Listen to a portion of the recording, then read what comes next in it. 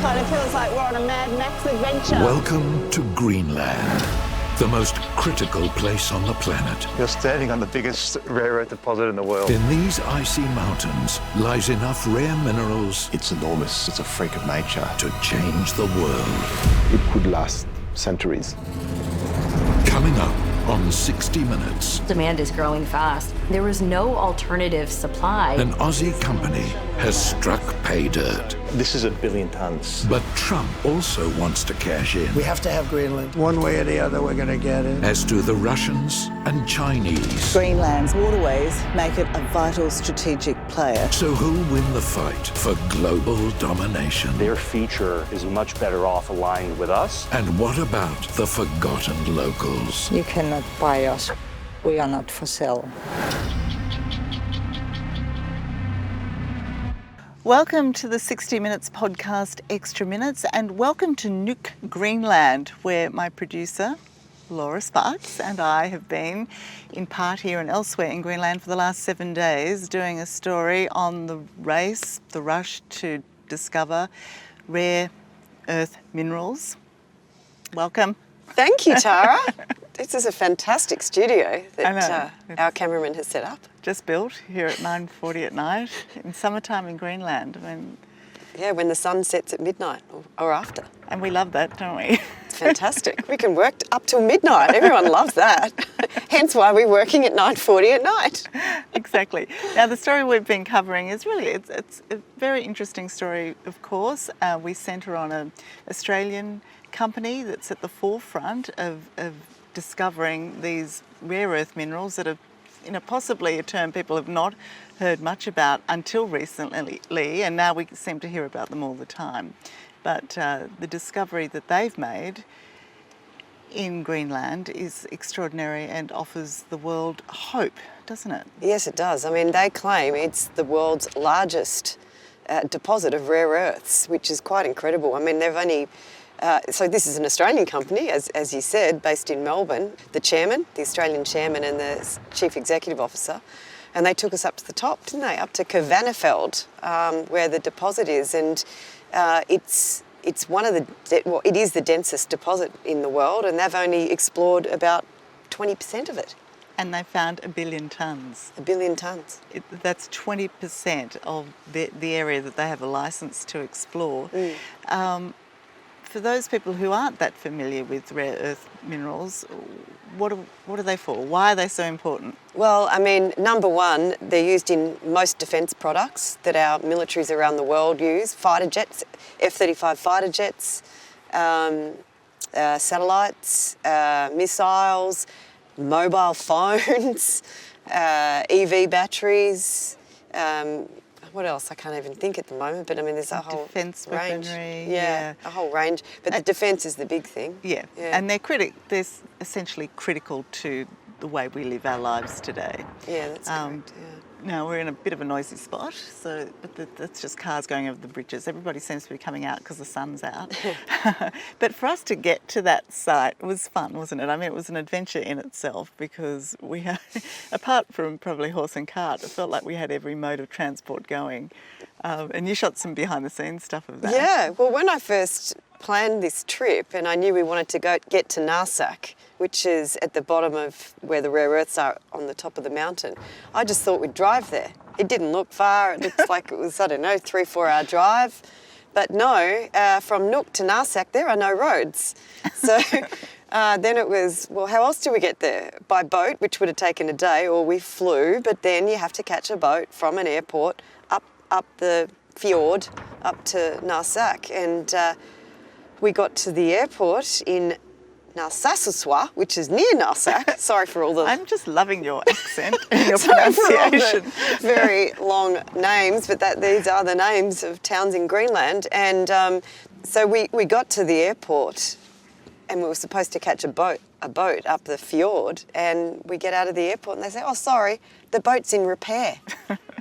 We were in this tiny town. No, it's not a town. Hardly a town. It's not a town. It's a few buildings. And it was with an freezing airport. cold and it was raining. Yeah. And we had to get our way up the fjord, didn't we? Well, you got a chopper. We got a chopper. And then to actually get onto the mountain side, which is such an epic place and so beautiful. There are waterfalls and bubbling brooks, and because it's summertime, there are fields of flowers. Beautiful moss. You thought you were in Sound of the Music. Yeah, I think I broke into song at one point. Yes, we got over that. We're recovered. But you did, as I said, captured some of that behind the scenes, and we're on these all-terrain vehicles and getting up at the mountain. It was a bit hairy at times. It was, and I guess it struck me as a producer just watching it all happen.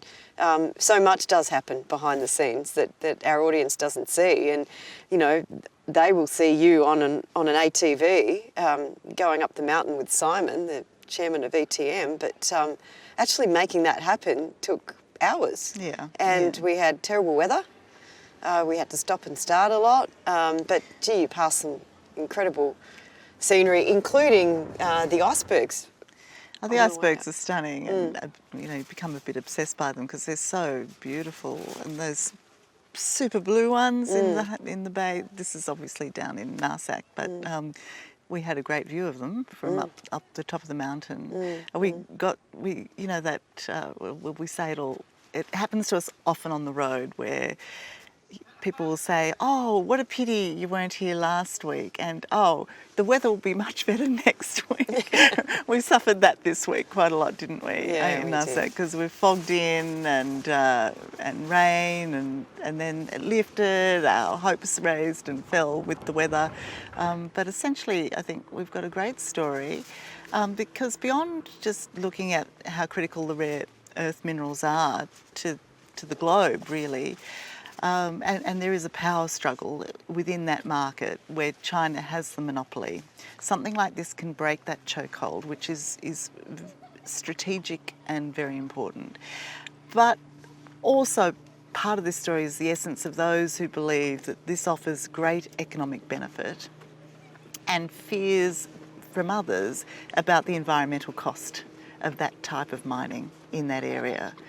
That's part of our story, isn't it? Yeah, that's right. I mean, there is a global race for rare earths, and as you say, China basically controls the monopoly on rare earths processing because they started doing it 20, 30 years ago. Yeah, they've got the supply chain. Totally. And it's only now that countries have decided, other countries, particularly the United States and Europe also, have decided we've got to get our own supply. We can't rely on China. Recently, China cut off their supply to the United States. So that's the big picture, isn't it? But then all the way down in little Narsak are the people who live in that town, who love that mountain, who look at it every day, who climb up it, and who drink from the water around it, and they're really, really concerned about this mine. Because sadly, well, within the ore that's up there is uranium, and they're worried about that. Yeah. So we spoke to lovely Marianne, who told us about her concerns and the dust that might come off the mine, and she's worried her idyllic village, will be threatened. Yeah, and this comes from a position where mining is not part of the cultural experience. Farming, fishing is. But the difficulty for a place like Greenland is that it is so reliant on Denmark in terms of, it's a tiny population of under 57,000 people. It cannot stand on its own 2 feet economically. And while there are people who want it to be as it is suffering. Yeah, that's right. This is an option for those who believe in it. So there's lots at play here. It's quite subtle and complex. Yeah, I mean, Denmark gives Greenland $700 million a year, and without that, they wouldn't survive. This mine opens up the prospect of mining taxes, and the Greenland government will get that money. They want to be independent. There's a big pro-independence movement here, and we heard from Q about that. The politician and social media commentator, and she's very pro-independent. They do want independence, but it's hard to become independent if you don't have the industry backing You can't make money If from you can't that. make money. Enough money for it. I mean, obviously, this is also in the context of Donald Trump saying that he wanted Greenland one way or another, and the response from people here in Greenland to that is, you know, we are not for sale, and nor do they seem to want to become American citizens, which is part of the soft sell, that you can live in Greenland but we'll give you American citizenship. That's one aspect of Trump's claim to take over Greenland. The other is that we'll just annex it, or, you know, so we'll either buy you or we'll take you. People aren't too keen on that, but there is a real push for independence from Denmark. Doesn't mean they want to be Americans. No, that's right. And we're about to go and talk to an expert on that. We should actually, sorry to break away, but we should actually explain why we keep flicking flies. They seem very attracted to you. But they're not just flies, they actually bite you. So we've been flicking flies all week, and it was the last thing I expected when I came to Greenland. Oh, was it? Yeah, because I mean, it's, even though it's the summer here, it feels like winter. You don't flick flies in winter, do you?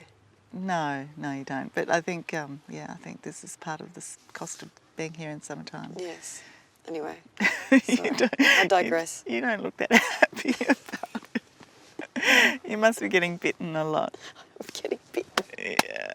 Getting back to Donald Trump, though, I mean, the overall conclusion seems to be that for all his talk, big talk, that the attempt will be greater influence within Greenland. That's how he will get what he wants.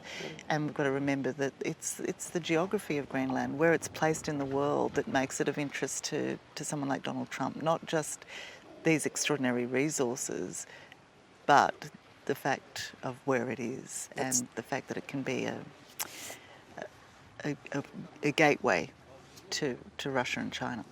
Yeah, I guess the concern is that China will influence Greenland like it has done, you know, closer to Australia in places like the Solomon Islands and Fiji and other island nations, and we know they can do it, and this is prime real estate for them, isn't it? Yeah, I think also just the physicality of being able to manoeuvre naval vessels and submarines through this area as the Northwest Passage opens up. So, yeah. Well, that's right. There is a great concern that Denmark is not keeping Greenland secure. I think there's only 4 submarines here patrolling Greenland, which is 5 times the size of Texas. So it's a pretty big area here, even though there's only 57,000 people living here.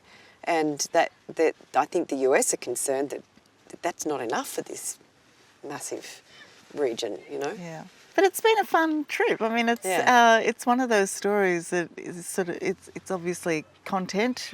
The story that we're trying to tell is really important and interesting and layered. But personally, it's an adventure as well. It's an extraordinary place physically, as we said before. You know, from icebergs to waterfalls to majestic mountains. It is a visual feast. It's fantastic. I feel very lucky to be here, despite the midges and the flies. I mean, when we went out on the boat with Marianne, that was just unbelievable. When, you know, I mean, we'd talked about going out on a boat with her when I was in Sydney, but I didn't realise the icebergs were just there, you know, so close to the shoreline. And gosh, it was just absolutely amazing. And she loves her town, and it was really, I think, interesting and important to hear her side of the story. Absolutely, and to hear from the mining people too, because they have a counter view. They think there's a lot of misinformation about the threats and potential dangers to the community if the mine does go ahead. There's a whole backstory about where that mine is heading, and you know, the power of the people who've said no to it, and the fight and backlash against that's ongoing. So yeah, there's lots to talk about, lots to see, and yeah, it's been fun. It's been great fun. It has been. Yeah. So keep an eye out for the story. If you've missed it, you can catch it on the 60 Minutes YouTube channel, the Australian version of 60 Minutes. Thank you.